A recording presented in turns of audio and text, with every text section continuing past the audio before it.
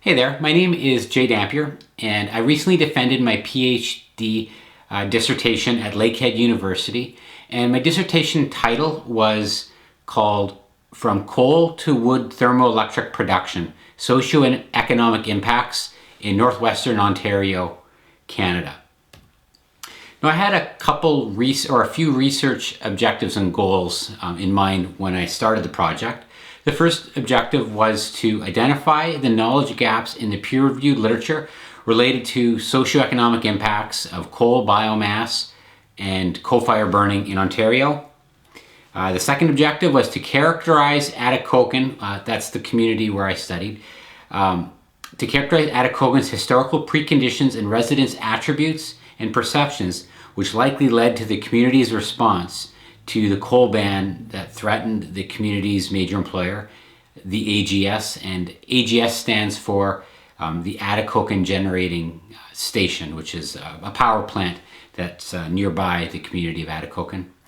And thirdly, the third objective was to estimate and compare the induced economic impact of the three potential scenarios at AGS. And those three scenarios were continue to use coal as usual, shutting down or switching to woody biomass. And we'll get into a few details here in a moment about what happened at the power plant and why these scenarios are important. Now, a key component of my PhD work was, rather than the more traditional big book format, my committee and I decided to go with a papers model. So basically, I was responsible for producing 3 papers that were individual papers that could be submitted for peer review to journals, at the same time being highly integrated, taking on different pieces of that project. So the 3 papers were the first one, which was submitted and accepted. The title was From Coal to Wood Thermoelectric Production, a review and discussion of potential socio-economic impacts with implications for northwestern Ontario, Canada. The second one was Small Town Identity and History's Contribution to a Response in Policy Change, a case study of transition from coal to biomass energy conversion. And those 2 have been submitted and accepted. And the third one, which has been submitted and under review presently, is Assessment of Potential Local and Regional Induced Economic Impact of Energy Policy Change in Rural Northwestern Ontario. So to give a little bit of background, the community of Atikokan is a relatively isolated community in Northern Ontario, a community of less than 3,000 people. Presently, one of the primary industries, one of the primary employers is the AGS, the Atikokan Generating Station. It was established in the mid-80s to burn coal, lignite coal. And the Ontario government in the early 2000s, it was actually September in 2002, set a trajectory which was going to ban coal use in energy production in Ontario. The premier at the time, Dalton McGuinty, is quoted as saying, coal is, quote, environmental enemy number 1. It's 19th century, it's dirty, and it's dangerous, and we're going to get rid of it. Back then in 2002, over 20% of Ontario's energy was produced by coal. Over 20% of Ontario's energy was produced by coal. And we'll see a slide, actually it's the next slide, which kind of outlines that. Okay, so here on this graph, I want to direct you to the gray line. Here you see that, and that's coal. Here you see in 2003, about 25% of the power in Ontario was produced by coal-fired stations. And you see over the 9-year period, it diminishes over that time. At the same time, you see nuclear power stayed relatively constant, somewhere between the mid-40s up until about the mid-50s or so, providing base load energy for the province. And then also you see a few other things, but the main thing is just seeing that gradual decline of coal over that 9-year period. Although coal over that time period, and currently where now 0% of the energy produced in Ontario is or electricity produced in Ontario is produced by coal. Coal is still an important energy source or a fuel source for energy production. So for example, in the US, 39% of electricity is still fueled by coal, 13% in Ontario. It's also an important fuel in energy production in areas in the world such as India and China. So the first phase of the project, I conducted a comprehensive literature review, searching for articles, that investigated biomass burning, coal firing, and how that related to the Ontario and the Canadian context. So in the preliminary literature review indicated that almost 5,000 articles in the databases did discuss biomass, did discuss coal. However, only 93 of those articles were situated in Canada, and then only 10 of those ones were in the Ontario context. So this was an initial indication to show that there wasn't a lot of research done as it relates to biomass burning, and primarily biomass burning, but thermoelectric production in Ontario. So I reviewed 150 articles, 74 which appeared in that, or which were cited in that first paper. And here I coded those articles based on certain criteria. So you can see that that 27 of them, or 37%, were peer reviewed. Almost 22% were government publications. 8% roughly were academic textbook, and you go down. So you see right away that only 36%, almost 37, I suppose, or between 36 and 37 were peer-reviewed articles. First indication that not a lot of research is being done in that area. Then also looking at the articles, only 47% was situated specifically in Canada, and then you look at some of the other things, global, only 20%. Abroad, specifically abroad, 12%, and as you go down, there's a reduction. Articles reviewed by fuel type, again, another way of looking at the articles that were reviewed. But finally, the most important little bit in the review is this slide here. So when I started doing combinations, when I looked at the peer-reviewed articles that were also situated in Canada, we're only looking at 9 articles. Looking at just Canada and biomass, it's only 8. And then looking at peer-reviewed Canada and biomass, only 3 articles that were of any relevance to the research problem. So again, this further established a mandate that there was in fact a dearth of knowledge in this particular domain. So I conducted, for the second phase of the research, I conducted community level research, and I followed a case study approach by following Stake and Yin's approaches. I utilized multiple sources, so I used not just one source, so interviews and a number of other sources, which then came together to develop a case study. And then all that data was pulled together, and I conducted a content analysis on all those different pieces of data. I established a qualitative sampling criteria, not to be confused with quantitative, so it's a qualitative approach. And there were particular characteristics of the sources that I was looking at. It was a purposeful sampling approach. So for starters, in the case of the interviews, interview participants had to have a direct connection to either business, governance, entrepreneurship, or industry activities within Atikokan. They had to have a good historical knowledge of Atikokan's natural resource economy. So for example, forestry or mining and that sort of thing. And thirdly, they had to have a knowledge of the new industrial processes which would be introduced in the Atikokan economy. So for example, wood pellet production and supply value chain as it relates to wood pellet production. So participants had to have at least one of those criterion. If they had more of that criteria, then they would also be invited for an interview. And the same criteria was used for the other bits of data which I explored.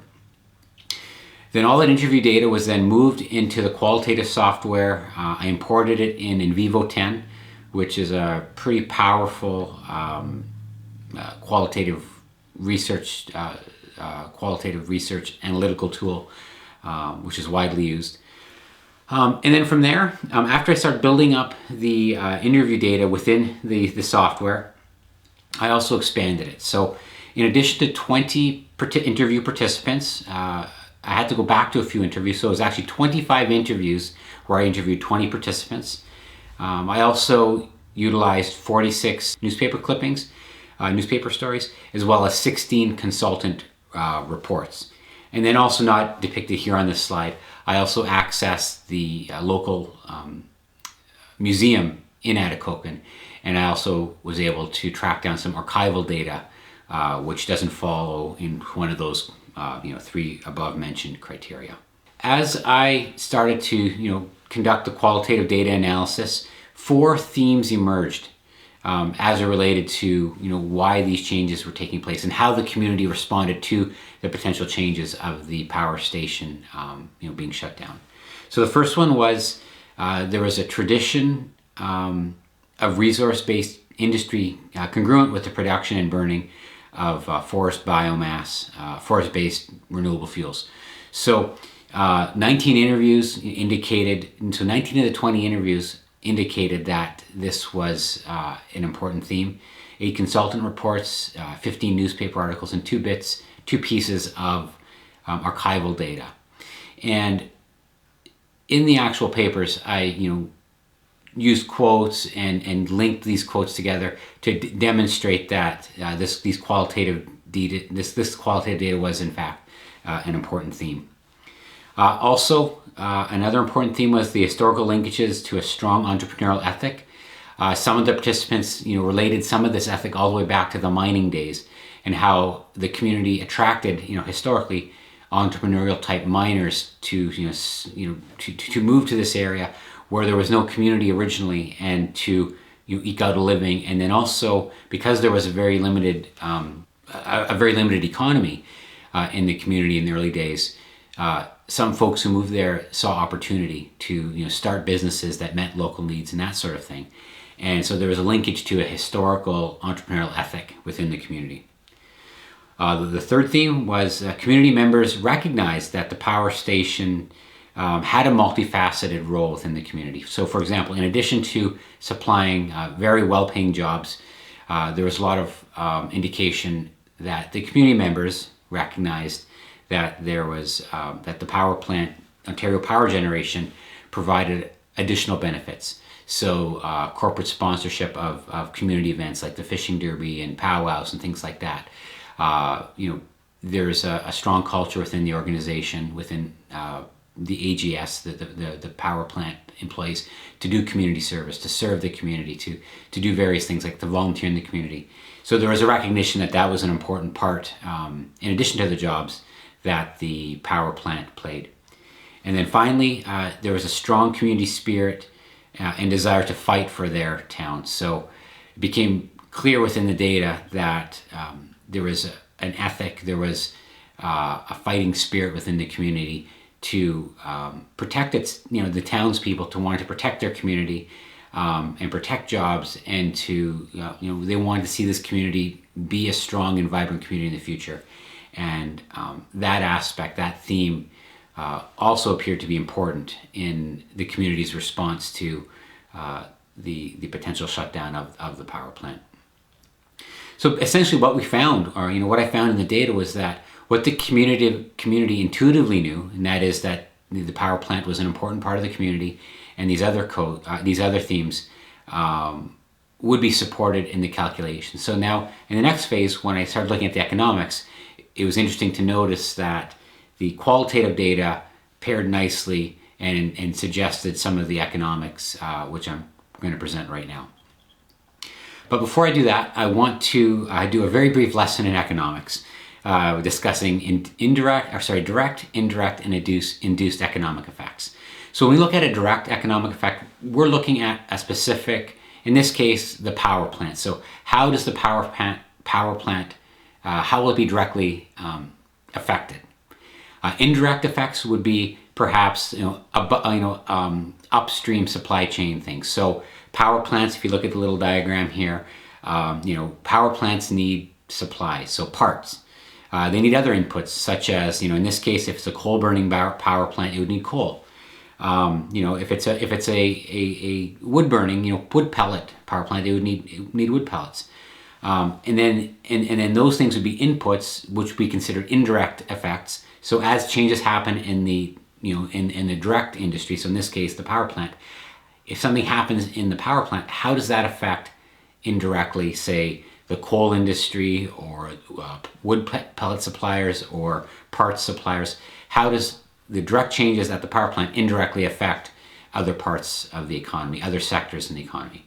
And then finally, the induced effects are the workforce. So the workforce and how the workforce spends their household money. So the workers at the power plant, the workers in these supply chains, whether it's wood pellets, coal, part suppliers, you name it. How does that affect the economy when those people earn a living and then spend their money within the community and beyond? And the induced economic impacts is kind of what this illustration shows, is how do those people spend money? So are they going to the grocery store? How much are they spending at the grocery store? Are they buying gas locally? Where are they buying their gas? If there's a cut in pay, or if there's job losses in one area, how does that affect household spending? And that's the induced effects. So I built up an induced household spending model spreadsheet based on 3 scenarios. So the first scenario, which was treated as the baseline, was the coal scenario. The data that I used was I built up a model using the Ontario level 2010 survey of household spending, along with the Statistics Canada National Household Survey, to determine estimated incomes as well as households in those different income quintiles. And a quintile you can think of as just, you look at household incomes and you break it evenly into 5 kind of segments, or 5 partitioned chunks. So you can see, in that top area, the coal, and you can see the total expenditure based on household expenditure and counts within each of those scenarios. And then, so the coal is the baseline, as I mentioned. You had the coal shutdown. So I adjusted within the spreadsheet, within the model, how we would guess or predict or hypothesize how the economy would look in a shutdown scenario, and then how that would look in a biomass burning scenario. So if you look at the differences, between, in this case, coal versus shutdown, so you can assume that a lot of jobs would be lost in, the higher quintiles, the higher paying jobs, because power plant jobs would disappear. So in this case, our assumption was that, originally there were 193 jobs in that 4th quintile, and then that would have been reduced to 128. So you can see a reduction in household spending of, somewhere in the ballpark of like over $5 million there.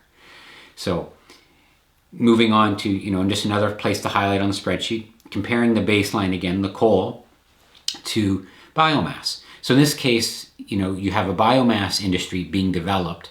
Under the coal scenario, coal was shipped in from over 1,000 miles away from Saskatchewan on rail, versus now under the biomass scenario, you have a local fuel source. A power plant had to be built nearby, and in this case, you saw in that 2nd quintile lower paying jobs, but but still reasonable, good incomes. So the original value you would see is 349 households at that quintile.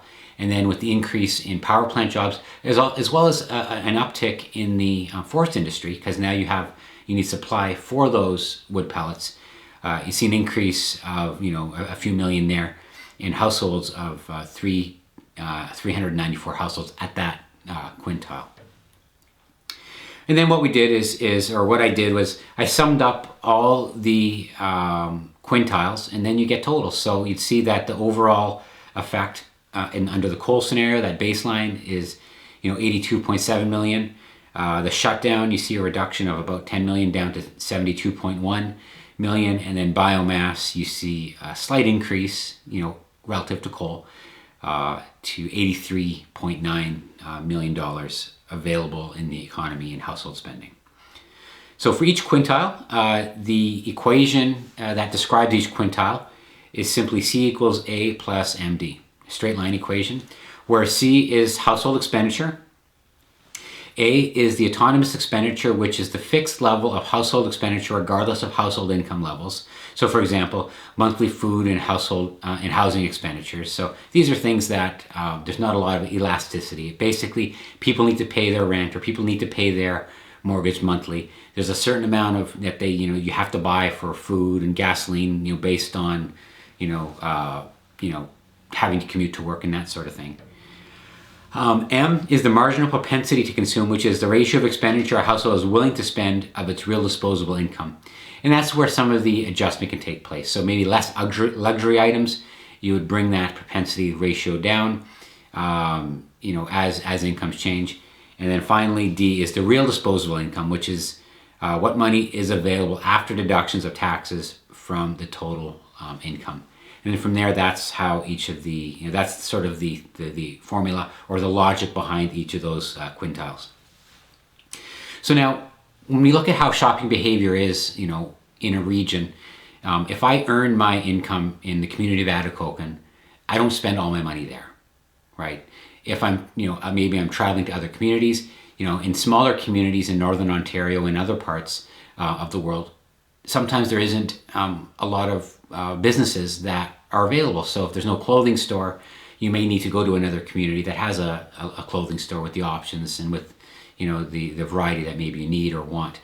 So utilizing multipliers from Knowles' 2003 report, he suggests that about 50% of the income you see under the multiplier category, 50% of Atikokan spending stays within the community. Fort Francis, which is a community 150 kilometers away, you see about 10%. Thunder Bay, even though it's much further away, it's a larger community with many shopping options at about roughly 20%. Dryden, 5%. USA, again, the USA on a regional scale isn't that far away, traveling to International Falls and crossing into Minnesota there. We're looking at 10%, and then other out of region 5%. Now, what Knowles didn't capture, which is I'm guessing, and I don't know the logic behind it, would be internet shopping.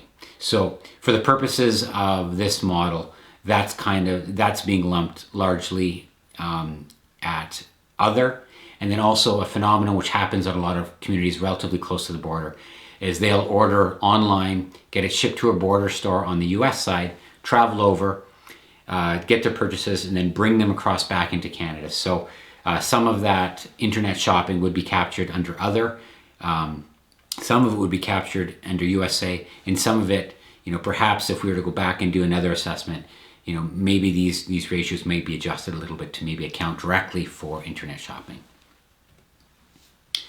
And then again, you can see along the bottom, there's the 80. So basically, you take those multipliers, and they do sum up to those totals under those three scenarios. So again, coal, 82.7 million, shutdown, 72.1 million, and biomass, 83.9 million.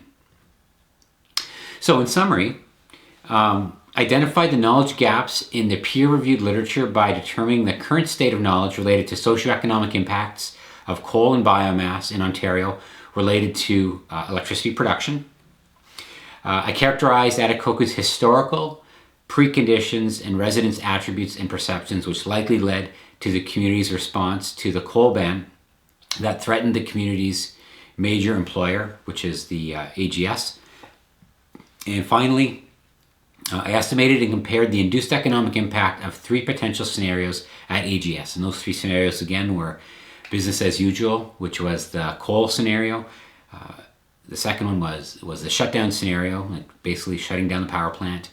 And then the third one was converting to renewable woody biomass, which was the biomass scenario.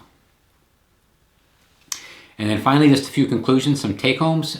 If the ban was adopted as originally proposed, closures would have led to reductions in generating capacity for Ontario. There would have been a loss of direct power generating jobs at all coal burning generating stations. And thirdly, the loss of indirect and induced benefits created by these jobs, which would cost the local economy millions of dollars. So a couple implications. If we were to talk to policymakers, these might be some ideas that policymakers may want to consider. First, pay attention to community residents' fighting spirit. So if you can anticipate that the community is going to fight for their interests, perhaps before revealing legislation or the intent to bring legislation forward, maybe some pre-work can be done by working with the communities to maybe speed up the process and make the process more smooth from the community standpoint, but also from a political decision maker standpoint as well. Acknowledge community members in sparsely populated rural areas. Again, there's a feel in many areas throughout Canada and the US that rural residents sometimes don't feel that they're being heard in the capitals of the provinces and states and nations, that their interests aren't as important as the electorate in bigger population areas. So acknowledging community members in rural areas would be helpful. And also make informed decisions using economic assessment tools. If political decision makers are able to anticipate how some of their decisions may affect household spending and how that may affect, even things like grocery stores and gas stations within these communities, that I'm having that understanding prior to making decisions, which can cause shifts in the primary, direct and indirect industries, primary industries directly and indirectly, that will make for better outcomes and potentially a stronger, economy. I'd like to also acknowledge some important people in my dissertation and research PhD process. So first of all, Dr. Shahai, Lukai, and Lemlin. These are my committee members, and without them and their persistence and mentoring, I could not have completed this research. Also, participants and really industrial connections at the Ontario Power Generation, both in Thunder Bay and in Atikokan. Just some excellent people who allowed me access to the staff at the generating station and allowed me access to various reports and things like that, which really helped the process and my research along. Also, I'd like to acknowledge community members such as Mayor Brown, as well as Gary McKinnon of the Atikokan Economic Development Corporation. Again, in social type research, the best social research can only happen when researchers such as myself have access to the community members. And oftentimes that can only happen when community gatekeepers such as mayors and people who have a lot of influence in the community provide access and make suggestions on who else you should be speaking with. So I'm indebted to those two men, as well as the other Atikokan community members that allowed me to interview them and gain additional insight into how the changes at the generating station could affect the local economy. And then finally, some funding partners, so CRIBE, NSERC, and OGS were also helpful in paying for some scholarship funding and other research dollars just to get into the community and conduct research. Thank you for your time. Again, my name is Jay Dampier, and this was a summary of my PhD dissertation, which was completed in December of 2015 at Lakehead University. Thanks.